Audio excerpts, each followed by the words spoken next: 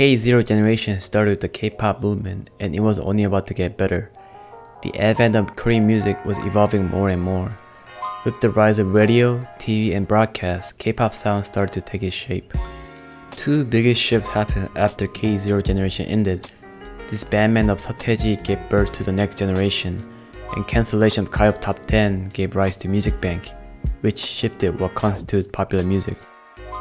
The K1 generation would kick off with the rise of two giants, each releasing their trained idols that would eventually become the first rivalry in K-pop history.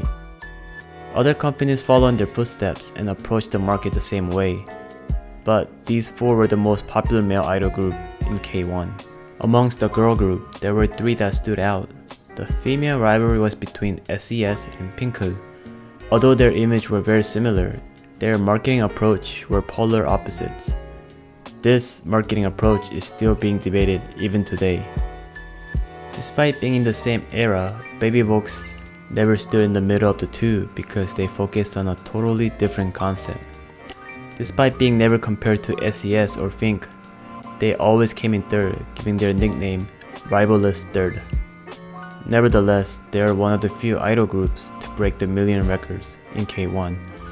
Baby Box also showed that idol image doesn't have to be always cute and innocent. A bit about K1 generation is that it was one of the few eras where soloists out of the other genres were able to compete with idols. In ballad, there was a millionaire seller, Isora, and barefoot diva, Lee Eun-mi. These two are considered one of the best vocals of K1 generation. There was Yangpa, a singer-songwriter who debuted in high school age, and Kim Jong-un, who still holds the ballad record chart. Rock music still enjoys its success as well. Kim Kyung-ho with his shouting style and high notes, Kim Jong-seo's classic rock style, Im Jae-bum's husky voice, Lee Seung-cheol's virtuosity, each reigned popularity in their own market. There were other stars who were pushing the boundaries of K-pop. JYP, who was known to produce and choreograph all his songs. Panic, duo who mastered the two-team singer-rapper. Shinchon Music also released many famous artists that are loved even today, but from the other companies as well. K1 generation marked with many innovative styles. Just like K0 had a superstar that influenced the course of K-pop, there are some idols who gave more influence than others in this generation as well.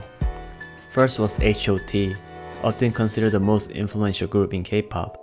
They were the first idol group to be trained under a company with a rigid structure and marketing strategy. Because of how successful they were, they became the textbook of how idols should be trained. Second was Jung-hwa. She became the first idol to become a true entertainer in the music industry.